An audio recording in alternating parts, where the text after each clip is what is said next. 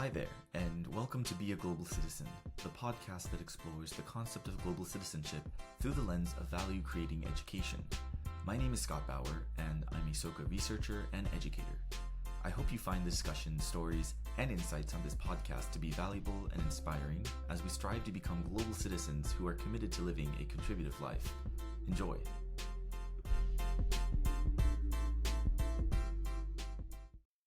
Hi, I am Dr. Charli Kemp. I have invented a term. I'm polyresidential, and I am based in Jamaica, Los Angeles, and New York. Today, I'm zooming in or coming to you from Jamaica. Montego Bay, Jamaica is normally my home, but also, again, Los Angeles and New York. I run a nonprofit that I founded and started in 2017, Change the Tune. And Change the Tune is called this, it's a multi-entendre. We love to use music, but to use music as a transformative force as we create transformative learning experiences. Our goal is to revolutionize the learning space. So we do after school programs, summer programs, coaching, professional development is a big piece of our work. But we do that with all kinds of organizations and all kinds of people. Amazing. Thank you so much, Charli, for making time to be on the podcast. I'm very excited to have you. And right off the bat, I'm already just intrigued with these new terms and also the incredible work that you're doing with your nonprofit. And so poly-residential, like that's awesome. I'll definitely speak more to that. And I'm excited to hear how you got to be poly-residential yourself. And yeah, so and then also the transformative nature of the work that you're doing in education is truly inspiring. I think it's bold to say that the work you're doing is transformative. I think a lot of times when we think of people in like the different like public school spaces, there's just this sense of like just get through the curriculum, get through the content, objective, hit objective this or that, benchmark. But to say that the work that you're doing is transformative implies something deeper, something more profound, and something tied to like their core. And I think in the times that we're living in, that's desperately what we need. And so I want to learn more about what brought you to that work, how you go about that work, what inspires you, right? Gets you up out of bed and makes you want to like really engage young people and help them along their own paths. So yeah, I'd like to pass it over to you, Charli, to speak about your journey as an educator, and yeah, what some of the major influences have been for you to bring you to the current work that you're doing with Change the Tune. Yeah. Um, I think it was fourth grade when I was a kid. There was a poem we had to everyone had to memorize a poem. It was a poem by Langston Hughes. And I think it's called Crystal Stairs. And it's called Mother to Son. And there's a line that says, "Well, son, I tell you, life for me ain't been no crystal stairs. It's had tacks in it, splints, boards, torn up all the while I've been climbing." And it goes on to say like how the mom has been climbing. And I think I loved that poem, and I don't even know if I understood the true depth, but growing up, so my parents split when I was like 2.5, and I'll try and be brief with this, but my mom has been challenged with depression growing up, and my dad was there, but they split. So then it was my mom who was the primary caretaker, and he also moved to Portland, Oregon. We were in LA at the time. And so I didn't grow up wealthy. I grew up with some challenges in the household. And one of the things I remember as a kid, which kids now all say, but you'll say, "That's not fair." And my mom would be like, "Life's not fair." And then one day I realized, I'm like, "Life's what you make it." And she's like, "Not really, honey." And so I think I'm also a Libra, and ours is the scale of balance and justice. And so I've always like, even as a kid, if we had a test, I would be advocating for a take home test. And the teacher would be like, "Okay, we'll do a take home test." Like I originally wanted to be a lawyer. I had an aunt who was pretty successful financially. And both of my parents are also very outspoken. So I think that mashup of who I was raised with and around, I think it made me want to be an outspoken person and in quest for like fairness and justice. Fast forward, I was going to go to law school and I didn't get into law school coming out of college. So I took a year off, and then I applied to Teach for America simultaneously as at simultaneously. Got into Teach for America the day before I got into law school, but I tell people I was too scared to go to law school. So I ended up going to do Teach for America in New York City in the South Bronx. Well, you can imagine I walked around the first year being like, law school would have definitely been easier than this. And I'm getting to the point of like the influences. There's my parents, but this piece of going into Teach for America, like I realized my mom was right. Life isn't fair. Like kids in the South Bronx, and eventually I also taught in East Harlem, like the way our education system has been designed is not fair. To be in a classroom that has no AC and it's 90 degrees in the summer, where there are kids who do have AC, or to not have adequate materials and supplies, or I can go on and on and on. But like we say that we have this like education system, but our education system is actually not a fair system.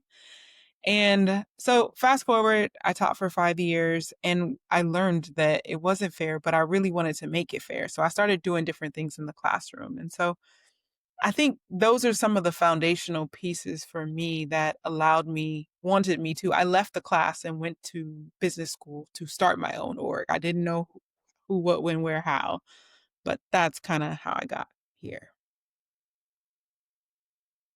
Wow, thank you so much for taking us way back to the fourth grade, and speaking about these really big, influencers in your life, like your parents, particularly. It sounds like your mom, and kind of really like through her own struggle, trying to share like this is what I'm encountering. These are some of like her own pearls of wisdom, and I think what often is the case, right, with young people is that we rebuff that and we challenge it, which is important, but then we also realize that, while that kind of reality exists for lots of people, how can we then, reshape that or transform that reality into something that, really makes it more to that ideal of like what you were saying, like, well, why not? Life is what you make of it. And probably there's another reframing of, that now it's like life is what you, like, I don't know, thinking of trying to incorporate the transform, like how you transform it, or like, with what purpose are you transforming it as well? And it sounds like all these different, like, you know, potential career pathways that you were going to go down, right? Law school, but then deciding, no, I'm going to pivot into education. And then now I'm going to pivot, to like the business side, but for the purpose of education. Like it provided necessary experience and like just texture around, well, okay, now that I have my purpose, like how am I going to achieve that ends? But for you to you say it so like it seems like of course that was like your purpose, right? To make the education system more fair, or to create the kind of conditions so that kids who come from, maybe it's low income, disadvantaged, marginalized backgrounds can actually grow up like enjoying learning, right? Wanting to go to school, wanting to imagine their future. But I'm sure that it was a very rocky road for you in terms of really identifying and having conviction in that purpose. And I'm just curious, because I think this is something that a lot of people struggle with, myself included. What what does it mean to have like conviction in the work that you're doing, right? In the deeper purpose, because you articulated it so beautifully and so succinctly. But I'm sure to get to that point of refinement, there was a journey or there's a story behind it. And I'd love to hear more about that. Yeah. I think, and I will name like I'm in a very transitional phase in my life. And so that conviction is shifting in what it looks like and what I'm like my conviction is centering on. I think the gift of both of my parents, they my father passed. Um, but they both were really powerful people who were clear on like they were clear. So for example, um as you were talking about my purpose, I think when I distill down my purpose, I think my biggest purpose is to show people that there are new possibilities and innovative ways to do the things that we think have to be done in certain ways. So, for example, I don't know if we said this on this call, but like I used if a teacher was giving a test and I was like, we all not ready for it, can we make it a take-home test and like persuade the teacher to do that? That's a very like micro, but like I think I'm learning right now to listen to my body. And there's an energy that I feel in my chest sometimes that like speaks to me that says, this is what is right. This is what is just. And when things feel unfair, it feels almost like you're in a prison, like it's confining, like that's like not real. And so, um, one thing I want to explicitly name too is clear in this call. If you're listening to us, you may not see it, but I'm a Black woman. Um, and I think my mom's set of experiences, to your point earlier, like she didn't know how to explicitly say, I don't think she always said, it's because I'm a Black woman that I think things are unfair and this is the set of treatments. But as I've grown older, I went to college. I went to Spelman College, which is a historically Black women's college.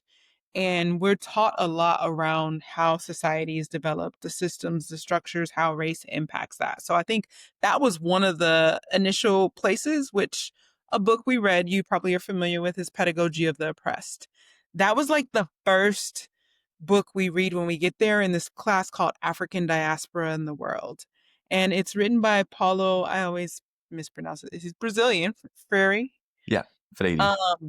And the book is called Pedagogy of the Oppressed, but there's a chapter that we have to read, The Banking System of Education. And I'm just getting to college. I'm 18 years old, and I read this chapter, and it's all about how our whole worlds and our whole systems are like basically, if you've ever read the book Animal Farm, like it's like you're supposed to be factory workers so that we can like replicate the systems and keep things going and maintain status quo. So the way schools are designed, I'm making you just doing a bunch of reading and writing and arithmetic so that you can go in and be a factory worker and do what I told you. Schools are not designed for people to be critical thinkers. Like a test, you can do a multiple choice test. That's not really that hard. Like in my life, in my career, I haven't really needed tests. Like you are doing projects, you're working collaboratively together. So growing up, I felt that in my spirit. And then I got there and I read this book and I'm like, yes, I don't know if am I allowed to curse? I'm like, this shit is stupid. Like, what do you got me even taking a test for? That makes no sense. Could use some more expletives. And so Spelman in that class was like, light bulb moment. And then I'm like, it's a college. This college is going to be magical. And then I get there and they got me taking tests. I'm like, what you make me read this whole chapter for? Like, I thought we was going to build a revolution. And then one of the things you see in society is like, there is like espoused values versus enacted values. Come to find out, Spelman was founded and funded by the Rockefellers. So we are, again, back into this system funded. Like, we want you to be thinking different, but we don't really have the confines or the structure to actually build a new system and allow you to do things in a different way. And not to say that we didn't do projects and whatnot, but it was still a lot of the learning was centered on whiteness and oppressive practices. And I was like, this is not what I want. In the same vein, too, I also had really revolutionary teachers and people. And so I think conviction means looking for the light and following the light, if that will. And it's a metaphorical light, but it's also a real light. It's like there's a friend of mine who says on course, off course. When you are making choices in your life, how do you feel when you're on course? So for example, if I'm a teaching fellow still at Harvard and I'm teaching a class and I get to share with people and engage, I feel on course. Off course might be me like doing a spreadsheet around finances. I don't really, or writing a grant application. Oh, that's not my spirit. Where's my benefactor, please? Because that's not.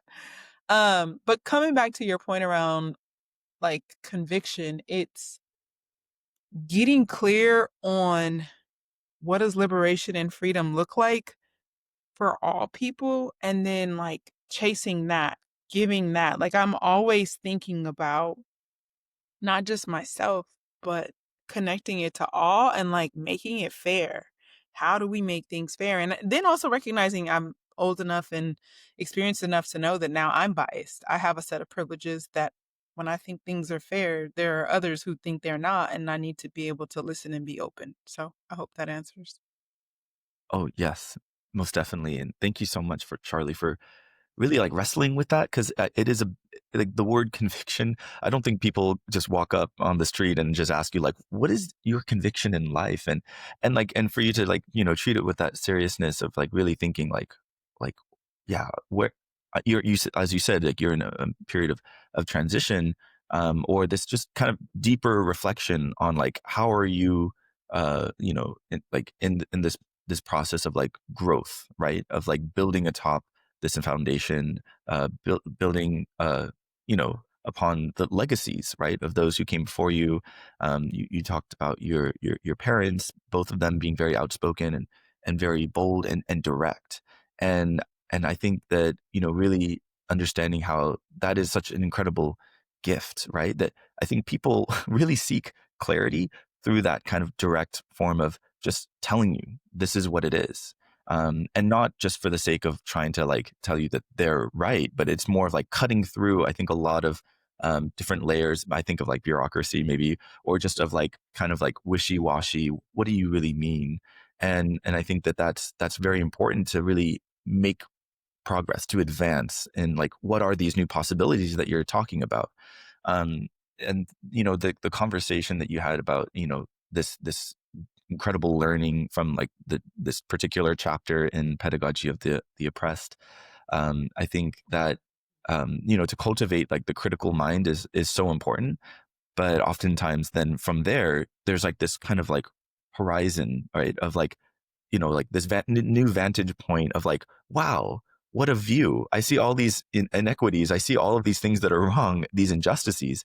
And rather than like kind of looking out and like, wonder of like, wow, like you're like looking out from a skyscraper, it's more of like a shock, and can maybe even, produce a feeling of like dismay, I would feel, in terms of like, oh, I've been wronged. I've been tricked. I've been, like bamboozled. I don't know, all these things. But then it, comes down to you making the decision. Well, all right, there's work that I can do. I'm going to move in this direction. And, I was really struck by what you shared about like, conviction being, like it's like looking for the light, I think is how you framed it. And definitely like when someone is like engaged in work and they truly are like enjoying it, they're happy, they like that, they light up, right? We have that in our common kind of like like vernacular, right? Like people say that, and it's so obvious that like, yeah, they're on course. Look at how much conviction they have in the work. Another framing that I was recently reading a book by Daisaku Ikeda, who's a Japanese philosopher, Buddhist leader. And it was along these times, like the work of like, educators and like the value of education.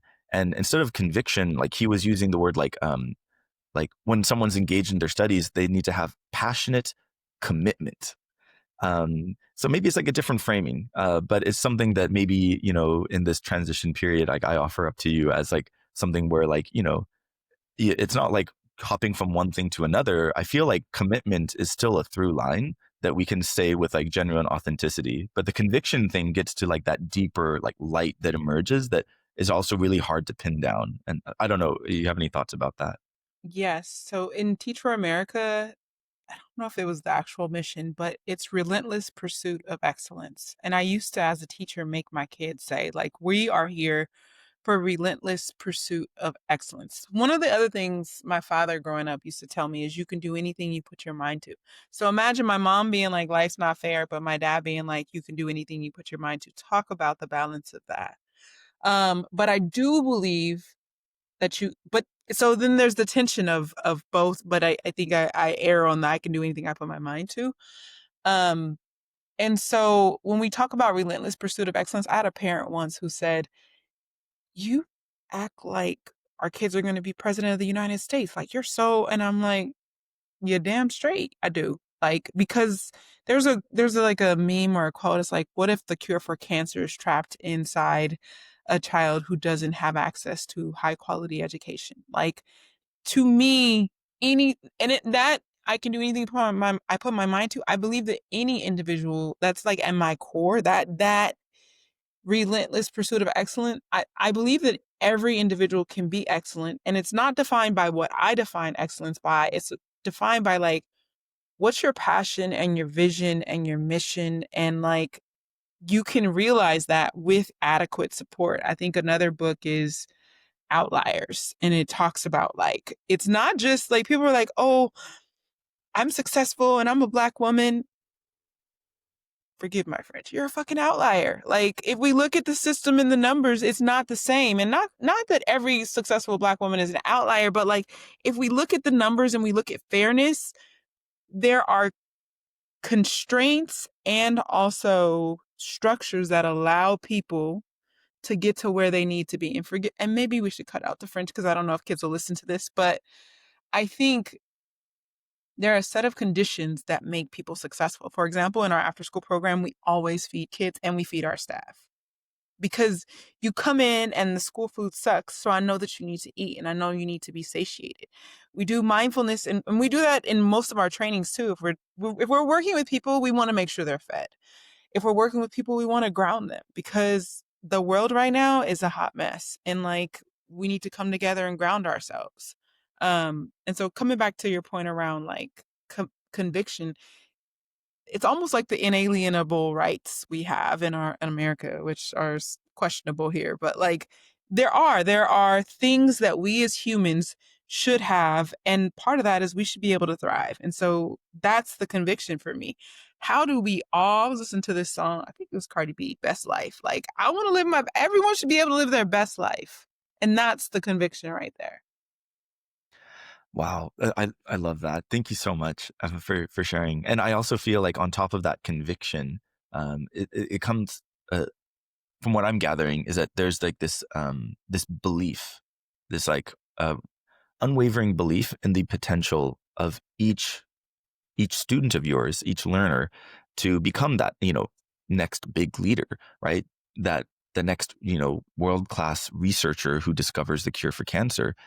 But it stems from like this core value, I think, that you're speaking of, and it doesn't matter if you're in the Bronx or you're in Jamaica or you're in Los Angeles, like as long as there's a child in front of you that wants to learn, like then you're going to go all in for that relentless pursuit of excellence that you were saying, because anything less than that would be a disservice, right? Because you've bought into that mission and you're saying, I'm going to give it my all. Because I would imagine, from your own like upbringing, like you had people within your community, maybe specific teachers, like people who just saw that potential in you and wanted to cultivate that in you, right? And so trying to pay that forward, I think, is so important. And then you were speaking though, like that there's these kind of like larger. Oh, hold on. So before I get into that, I did want to point out, like, in the work that you're doing, at Change the Tune, you said something really, I think, so profound, right? Because we think, oh, we just need to give them curriculum. We just need to tell them like this is the syllabus and this is how they're going to learn. But you said no, like they need to be satiated. They need to have food, right? Did they have a proper meal? Did they have a healthy meal? And how are you going to learn if you're thinking like all your thoughts go to your stomach? So I just wanted to call that out, because I feel like it's so true. Like a lot of schools, like that, like public schools, that's where like children get their meal, right? And they rely upon that. So like really kind of like understanding the larger kind of like just totality of where the student is and how you can best support them to learn, I think is so important. And so I wanted to kind of have more, I would like to learn a little bit more about like the work that you do at Change the Tune, because, in a sense you've been, studied various different, universities, you've taken different tracks, you've like focused your attention on business and education leadership, and all of that is kind of like funneling into these like efforts to like create these after school programs and educational educational programs. So I'd love to hear a little bit more about kind of what you guys are doing on the ground, and how that ties into this like deeper conviction of like really bringing out the full potential in each child. Yeah. Thank you again for this opportunity. I think so at our core, right now, what we're currently doing just pragmatically, we run this summer, we had our eighth summer at USC where we have about 50 kids from not just Los Angeles, like we have kids coming from Arizona and Texas this year. It's a completely free summer camp for kids ages 10. I think the oldest we've had is probably 18 at a point. Um, and it's a 4-week day camp where kids do mindfulness, yoga, art, music, field trips around STEAM. And like our culminating project is they create social justice business plans. We run an after school program at a local Los Angeles school, and we do kind of all those things envelop in gardening and cooking because we have the space and time and energy to do that as well. And then we also, our biggest piece of our work is developing leaders, as in professional development, and then doing executive coaching. We work with some justice serving organizations, Oakland Unified and the Justice Serving Network, Oakland Unified Summer Learning Division. We work with them, helping them build out the capacity of their summer leaders. And then also the Justice Serving Network has about 46 organizations that serve justice impacted youth. We've also worked with New York for the last 3 or 4 years, their foster care coordinators. And if I were to distill down kind of what we do, and then I'll both ways, to your point around leadership, I don't know how political you want to get, but there is a dearth of leadership in our world in general. I think people, if we talk a lot about Maslow's hierarchy of needs, but Maslow's is about self-actualization, which is problematic. That's why we operate in silos. That's why we separate the head and the body when we're learning, when it's all connected, and like we should think about the things. Because if I'm just at the top of his pyramid is self-actualization, but he took it from the Blackfoot Nation, which it's all about at the top, it's community actualization and then cultural perpetuity. So, for example, when people are like, climate change is not real, that's that selfish stuff. That's people operating in silos. So, what we believe in Change the Tune is our education system has socialized us into being bad leaders. The reason why we have bad leaders is because the way our education system works. We are not conditioned to think about what would it look like if I don't just care about myself, but I want to be a good steward to ensure that our lands, our world, our people are successful and they thrive in life. So, for example, if I'm doing a math test, what does that have to do with the world? Versus in our programs, you're creating a social justice business plan where you have to design a financial model where you're actually solving a sustainable development goal issue. So, for example, world hunger. Kids have come up with a project where they've built in a protein-based cereal at a super low cost that they can be able to feed the homeless people and be able to sell at a tasty, nutritious, and delicious. And then they price pointed it and thought about like the money that they would be able to, first of all, the cost, but then to be able to use to impact people. Or this year, we've also introduced kids into nanochips. Kids came up with a teddy bear that activates with a nanochip when it, like, for example, if there's been a child abuse allegation, they have to have that teddy bear in the house. And so if they hear yelling or screaming or any kind of loud noise, it activates, it starts recording, and it can alert the police. Kids design this in our summer camp. There's a financial model that goes with this if they're thinking about the hypothesis and the scientific method about how it all works. And so I could just be like, hey, let's do some more math problems and science problems and have you guys write papers. Or I could have you think about what are some challenges we're facing in our community and how do we design projects that we could actually actualize. And so that empowers kids. They have to get up and present in front of others. They have to work in teams together so that when they're going to become the future president, Congress member, leader of a company, they're not just thinking about themselves, they're thinking about others and how to impact others. And like, that's the goal of Change the Tune. We do the same thing with our teachers. I'm not just going to sit, even though I'm lecturing and this is a podcast, but like, they might make smoothies and they think about the health implication of the smoothie, the mathematical ratio of the smoothie, how you feel after having the smoothie. There's the interaction. How are we going to decide what goes in the smoothie? How did we listen to one another? Like thinking about, okay, well, Scott's allergic to strawberries. So even though I love strawberries, maybe we can use blueberries and raspberries because he can have those. But the tension of working together and making sure that everyone is nourished and fed. And so all that to say, how do we create better leaders? And it's not that you have to lead 50 and 100 people, even leading ourselves to show up, not just for ourselves, but for the collective.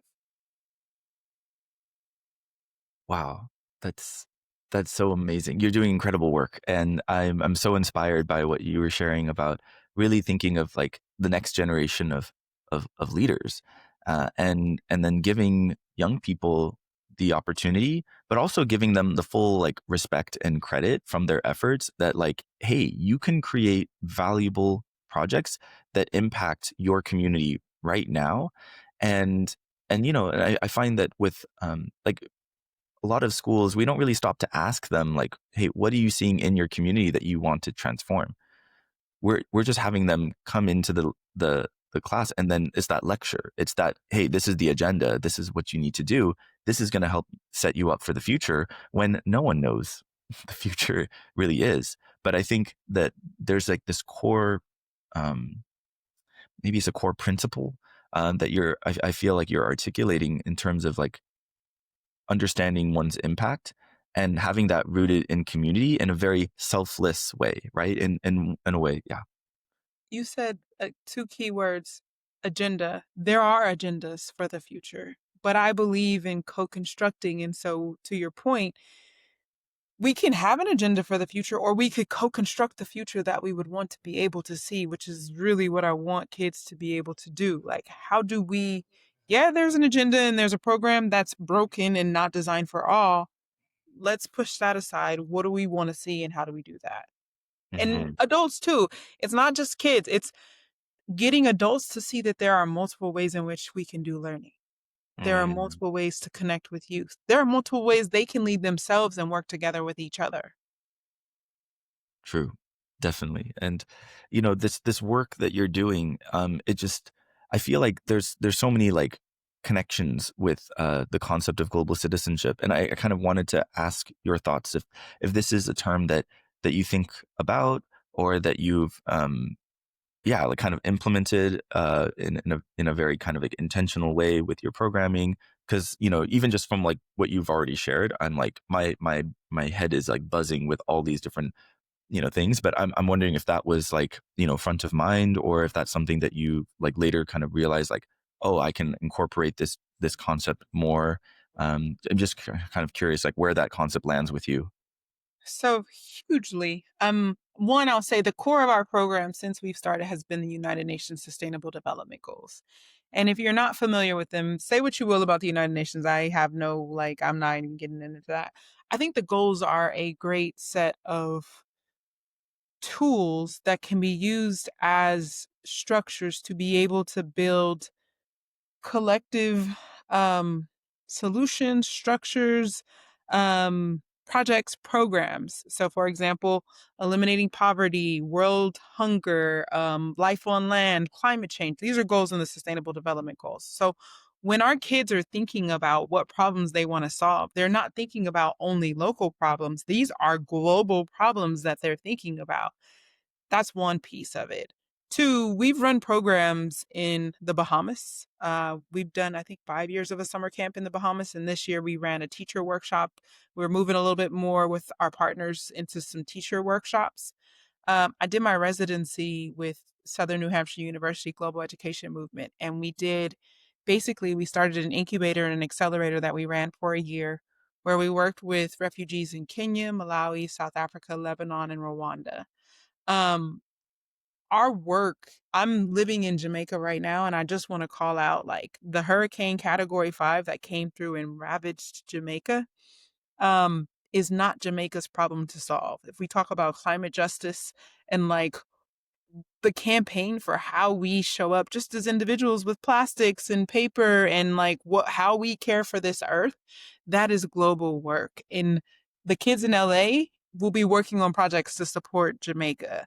Anywhere we're doing things, like we will be thinking about the interconnection of our world. And so global citizenship to me is, there's a South African term, Ubuntu, I am because we are. And that is not just I am because we are in Jamaica, it's I am because the world is collectively, globally. And so I that's part of what education and learning needs to look like, is we are interconnected. We're not separate. And like the ripple I send over here in these Caribbean waters will transfer into the Atlantic, the Pacific, the Mediterranean Sea. It all matters.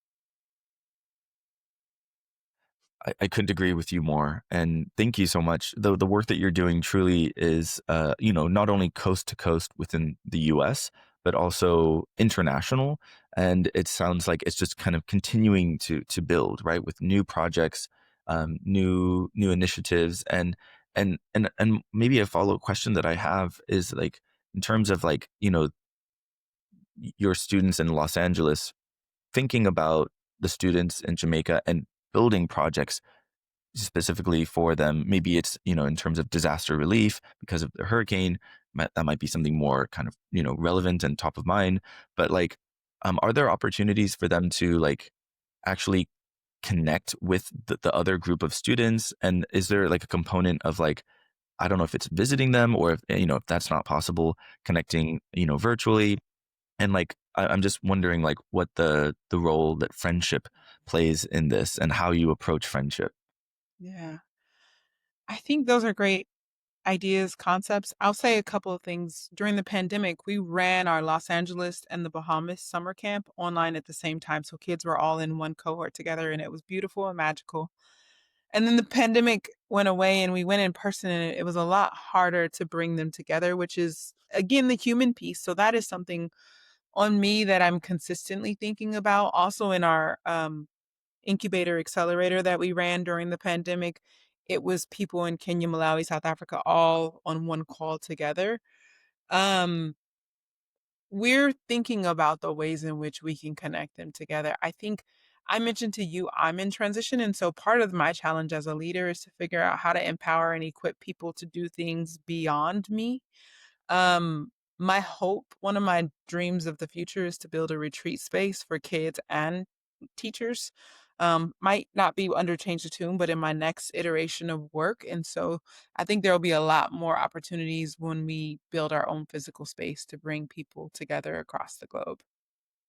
No, I think that's great. That sounds like a fantastic idea, and it's also just so admirable how you've already worked so hard and like created such an incredible organization and network, right? Of educators and activists and just good people, right? To do this work, and yet you're also thinking about like who are your successors, I guess is one way of putting it, right? Who's going to take the mantle and continue this work? And then also looking into future projects or future organizations. And so I'm curious, like, because you're the founder of Change the Tune. Um, so could you maybe like give us some insight into like what does it take to be the founder of anything? Like I'm just wondering because it entails a lot of hardship, but I'm curious about the this sense that like you probably had moments where you were challenged to the point of like, do I want to continue? In those moments, what helped you continue to take the next step and ultimately get to where you are now? But I'm sure that there were definitely moments, maybe a doubt or a questioning of is this the right path? I think probably people, all founders experience that, but I'm just wondering, like, kind of, what was it like for you, and how did you overcome that? Because clearly you did, right? You're here and you're envisioning new futures, but yeah, I'm just blown away whenever I hear like when I have an opportunity to meet a founder like you and being like, wow, that's incredible. In this state of transition, I've asked myself a lot around, to your point. I think one, to thine own self be true. I was talking to a friend the other day and I was trying to have her do something like I do it. And she's a hard introvert and I'm an extrovert.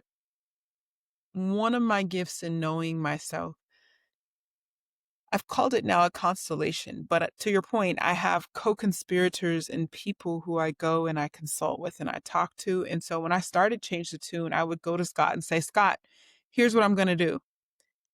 That internal conviction, I've told Scott what I'm going to do, so I need to follow through on my word. So that propels me to get things done. Or I might say, Scott, can you help me with this piece?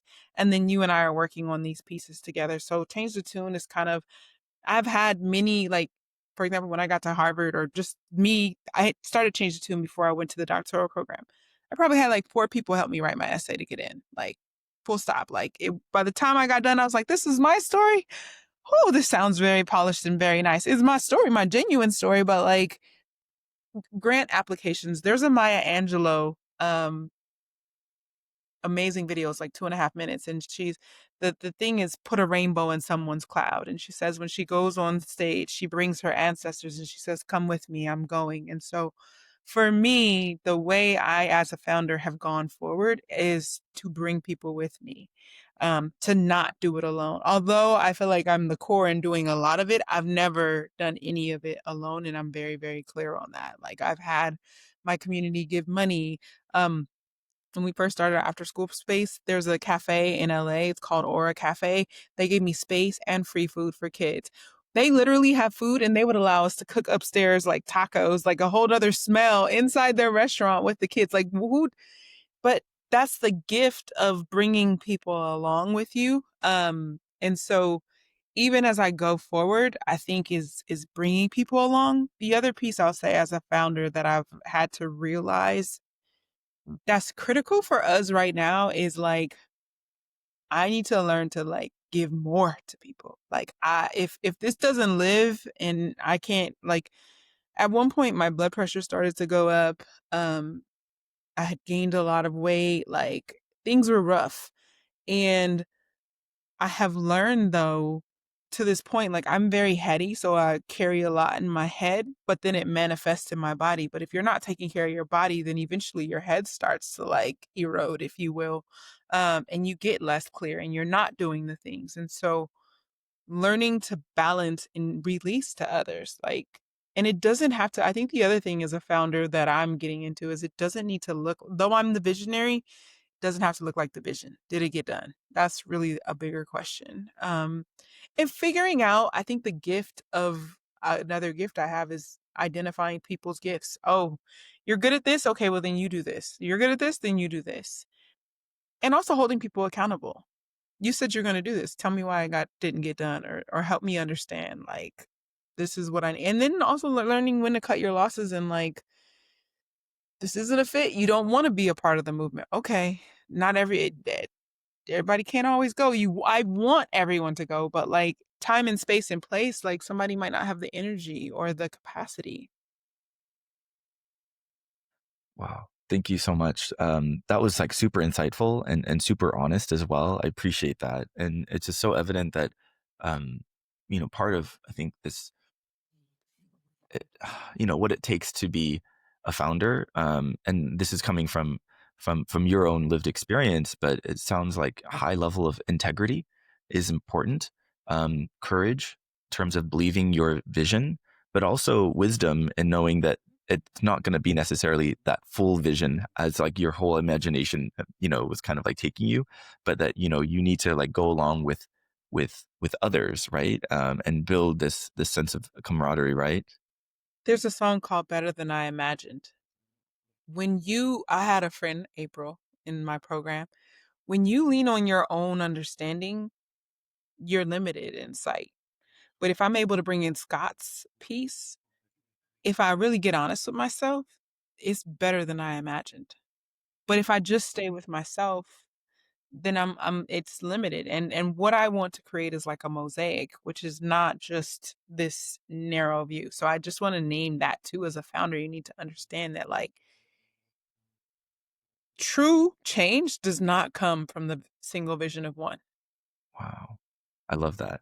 Yeah. And also kind of gets to I think the difficult part of like, as a founder, yeah, you find yourself in the spotlight and yeah, there's a lot of your vision, but then what you're saying about like, when you bring other people on and then you see that vision take, shape and, it becomes something even better, then I think it falls on the founder to have that humility, right? To call it and being like that was because of so and so, or I'm so glad that we have this person, and like really kind of like it sounds like lifting up everyone and recognizing like, yeah, we're all on this ship going in this direction, and then where will we go next, kind of thing. So I think that's really beautiful. And and again, like I just appreciate how like the like the Maya Angelou, like reference, and like the rainbow. I think everyone should consider themselves a leader in that regards when they have that kind of power within them to make a decision that is more hopeful, that is meant to inspire, that is meant to uplift in that way. Because sometimes, right, people's visions are just stormy clouds, and but then that one rainbow will catch their attention, and that's all you need, right? Just kind of break through those difficult storm clouds. So this everything that you shared about, and like the work that you're doing right now, and even this transition period, I find very beautiful, and like how you're really like giving yourself this time and considering where you've been, where you're at, and where you're going to go.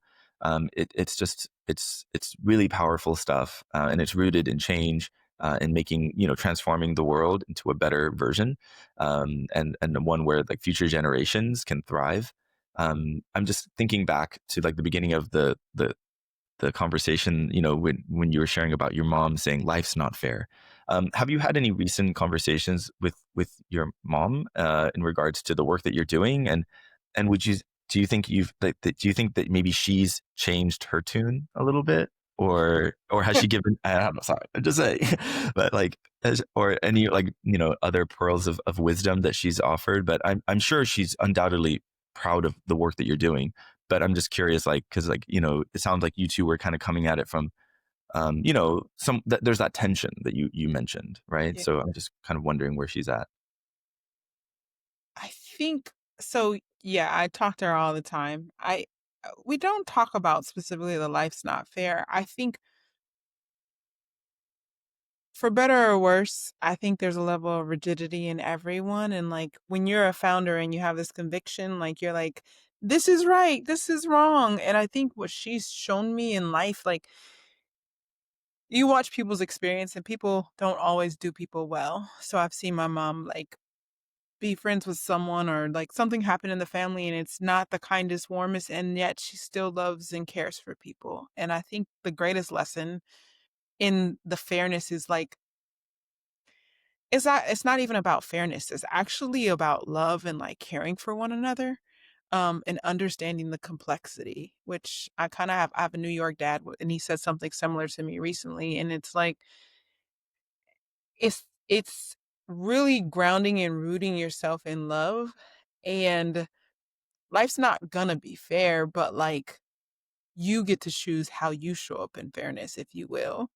Um, you get to choose how you forgive or give grace to or be the person. So that I think is what she's modeled as of late. And I gotten to see her be a grandma and like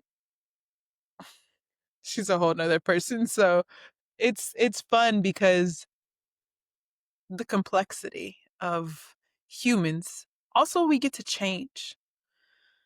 We are constantly evolving and changing, and we're not the same people. So fairness changes too. The barometer of fairness changes. Beautiful.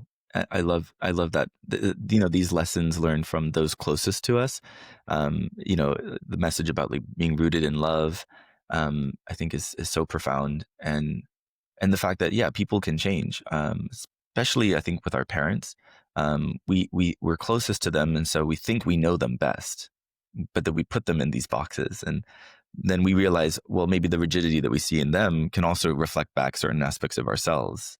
So having that openness to like admit, wow, is this like there's something more to this, or like the leaning into the complexity piece of it, that like in this moment it's different, right? Or life events happen, and they respond differently. It's like, are we actually taking note of that? Are we vigilant and really picking up on those nuances? I think that's the challenge that we have. And and yeah, and I just really appreciate, you sharing that, and congratulations on your mom becoming a grandmother, and I'm sure she's very happy in this new stage of her life. And I just really appreciate you, Charli, for sharing so much of like your experiences and the work that you're doing. It's just been truly like inspiring, and makes me have my own conviction about like the work that I do, and really trying to do the work joyfully, but bring along the whole community, like you were saying, and rooting it in love. So I wanted to ask a final question, and this is one that I ask all my guests. Any kind of recommendation you'd like to offer up for our listeners? Yes, I was thinking about this. I think so. We are called Change the Tune is the name of the company, and I am obsessed with music. And so, if you're on Spotify, I don't know what my names are on the other platinum platforms, but you can look me up on Spotify under Charli Kemp. The song of the rest of the year, especially as I navigate Jamaica, and please look out if there's a way for you all to support it, is Soldier of Love. It's by Sade. And I don't know what this I don't know what I call the playlist, but Soldier of Love by Sade. Like, I think we all need to kind of armor up with love and think about how do we show up with love? How do we give love? How do we be love? How do we embody love? My next project is going to be coming out around this. But I would say Soldier of Love. Check it out. Awesome. Yeah, I'll definitely be checking it out. And thank you so much for that music recommendation, Charli. And yeah, this kind of wrapping up our conversation. I wanted to give you the last words. Any final send off or like final reflection as we're kind of like winding down? Yeah, I think I want to stay on the mode of Soldier of Love for people. Like, I think right now more than ever, every day we turn on the news and people are like, we're in uncharted times. Since the pandemic, I think that's like, and it gets like the stakes ante up. And I just want to say, if you have 2 minutes today, the question I would like for you to ask yourself is, how am I showing up and leading with love in my life for yourself, to yourself, and also to others?